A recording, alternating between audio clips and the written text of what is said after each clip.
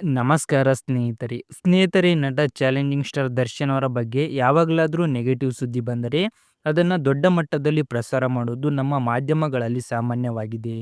ಆದರೆ ಅದೇ ಸಮಯದಲ್ಲಿ ಒಳ್ಳೆಯ ಕೆಲಸಗಳು ನಡೆದಾಗ ಅವುಗಳಿಗೆ ಅಷ್ಟು ಪ್ರಾಮುಖ್ಯತೆ ಸಿಗೋದಿಲ್ಲ. ಇದಕ್ಕೆ ಉದಾಹರಣೆಯಾಗಿ ಇತ್ತೀಚೆಗೆ ನಡೆದ ಒಂದು ಘಟನೆ.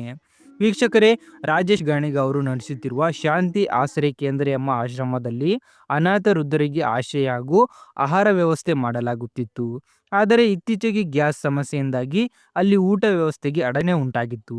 ಈ ಸಮಯದಲ್ಲಿ ನಟ ದರ್ಶನ್ ಅವರ ಪತ್ನಿ ವಿಜಯಲಕ್ಷ್ಮಿ ದರ್ಶನ್ ಅವರು ಆ ಆಶ್ರಮಕ್ಕೆ ಸಹಾಯ ಮಾಡಿರುವುದು ತಿಳಿದು ಬಂದಿದೆ. 1 ತಿಂಗಳಿಗೆ ಬೇಕಾಗುವಷ್ಟು ಇಂಧನ ವ್ಯವಸ್ಥೆ ಮಾಡಿ ಕೊಟ್ಟಿದ್ದಾರೆ ಎನ್ನಲಾಗುತ್ತದೆ. ಈ ಸಹಾಯದಿಂದ ಆಶ್ರಮದಲ್ಲಿರೋ ವೃದ್ಧರಿಗೆ ಮತ್ತೆ ಊಟ ವ್ಯವಸ್ಥೆ ಸುಗಮವಾಗಿದೆ ಅಂತಾನೆ ಹೇಳ್ಬೋದು.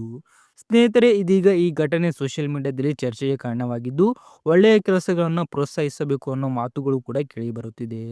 ಸ್ನೇಹಿತರೆ, ನಿಮಗೆ ಇದರ ಬಗ್ಗೆ ಏನು ಅನ್ನಿಸುತ್ತೆ ಅಂತ ಕಮೆಂಟ್ ಮೂಲಕ ತಪ್ಪದೇ ತಿಳಿಸಿ. ವಿಡಿಯೋ ಇಷ್ಟ ಲೈಕ್ ಮಾಡಿ, ನಮ್ಮ ಚಾನಲ್ನ ಸಬ್ಸ್ಕ್ರೈಬ್ ಮಾಡಿ.